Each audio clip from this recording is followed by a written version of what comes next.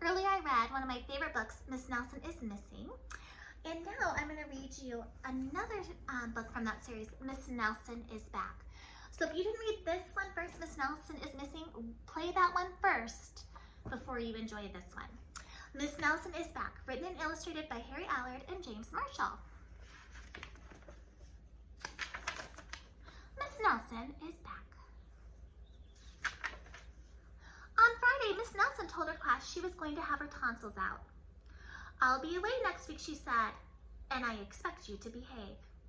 "Yes, Miss Nelson," said the kids in 207. So Miss Nelson is going to have a substitute because she has to have a little surgery. Has your teacher ever said, "I expect you to behave" when you're having a sub? I bet so.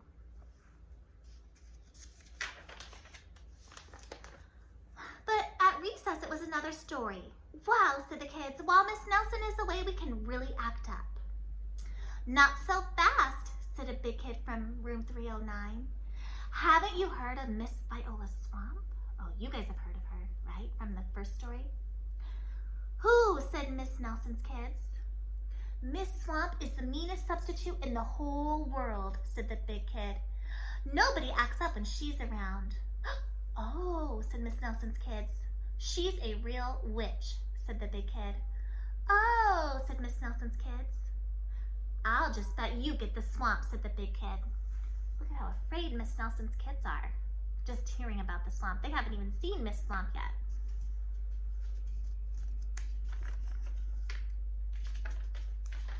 On Monday morning, Miss Nelson's kids were all in their seats. They were very nervous.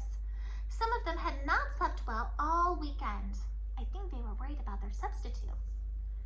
"If we get the swamp, I'll just die," said one kid. They heard footsteps in the hall. Slowly, the knob turned and the door opened.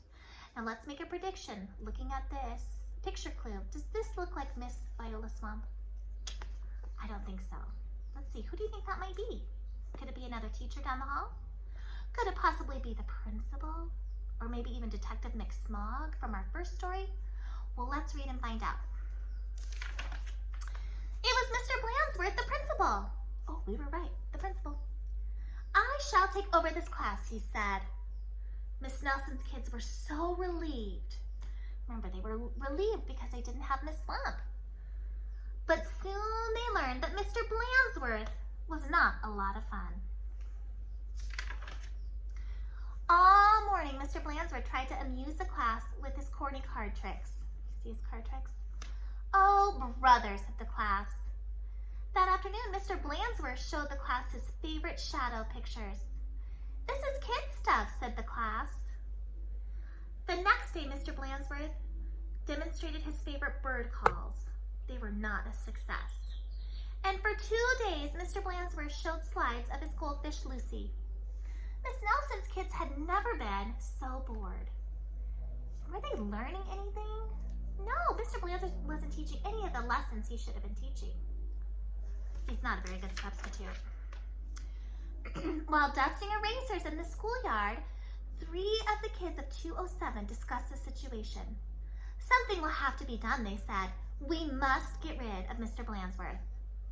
And they hatched a plan. After school, they painted and sewed and borrowed some old clothes. And they practiced some very difficult stunt work in the backyard. Look, they're trying to be really tall.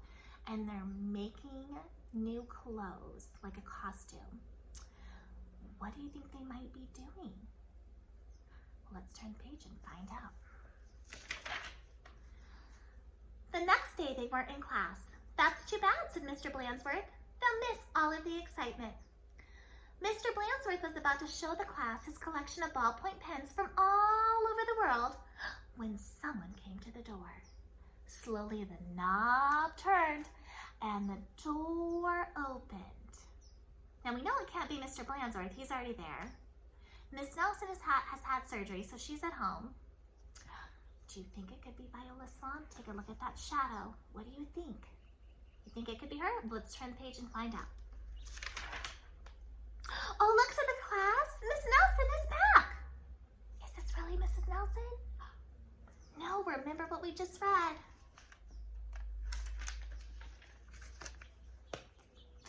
dressed up as Miss Nelson. I think they're trying to trick Mr. Blansworth so that they don't have him as a substitute anymore. Let's see. A tall and lumpy Miss Nelson tottered into the room. Mr. Blansworth was surprised. "You're back sooner than we expected," he said. The tall and lumpy Miss Nelson didn't speak. Said the kids. Her throat must still be sore. "Are you sure you're well enough?" said Mr. Blansworth. "Sheesh, sir," said the kids. "Well, in that case," said the principal, "I'll be getting back to the office. Nice to have you back, Miss Nelson." And he left the room. Can you believe that he believed these kids were really Miss Nelson? He's pretty gullible, right? It means he believes things easily. Do you think Miss Matthew would have believed that that was Miss Nelson? I don't think so. "Hot dog!" cried the class. "We got rid of Mr. Blansworth. Now we can do just as we please." And at the stroke of 10 o'clock, the kids from 207 left the building. No one stopped them. They went straight to the movies where they saw The Monster That Ate Chicago Twice. "This is really living," they said. Afterward, they went to Lulu's where they stuffed themselves silly. But soon, they made a serious mistake. So basically, they've ditched out of school. No one knows, but they made a mistake. What do you think that mistake might be? We'll have to turn the page to read and find out.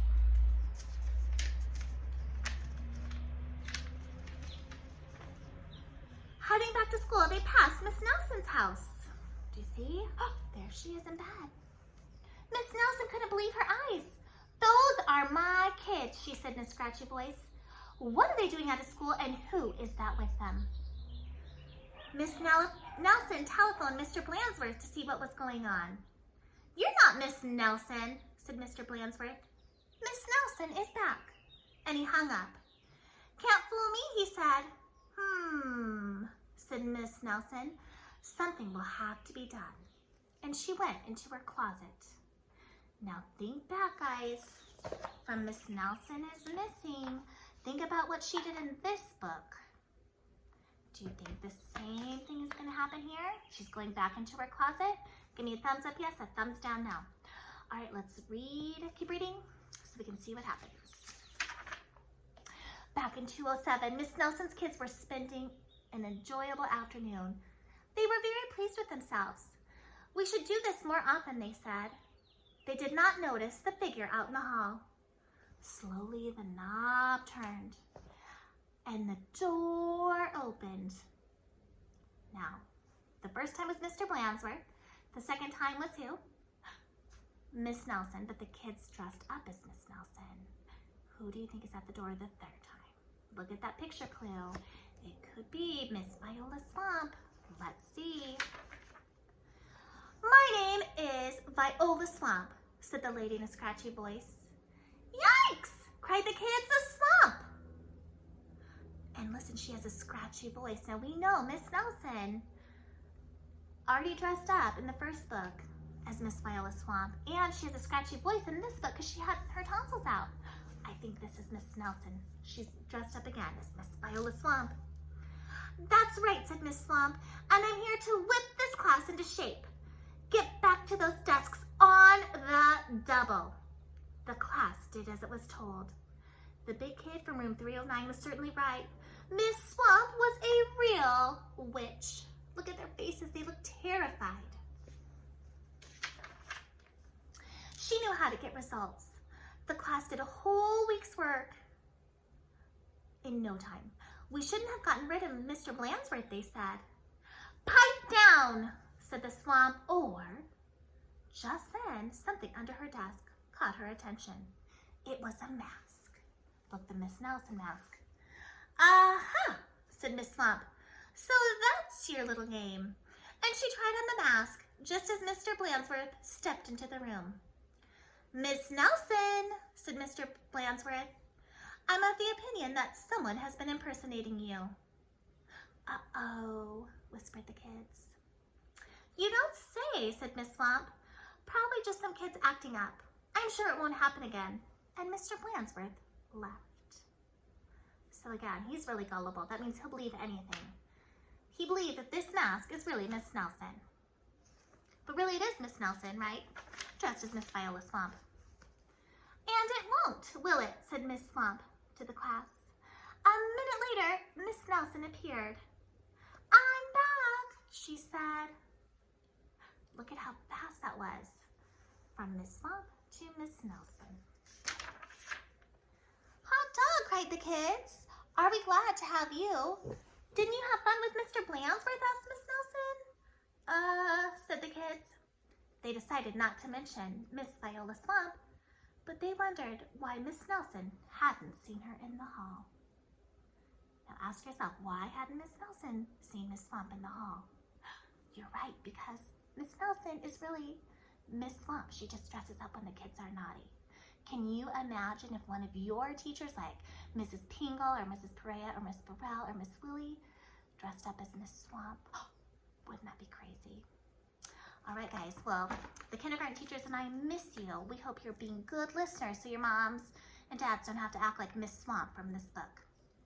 Check back on our YouTube channel often for more read-alouds. Bye, guys.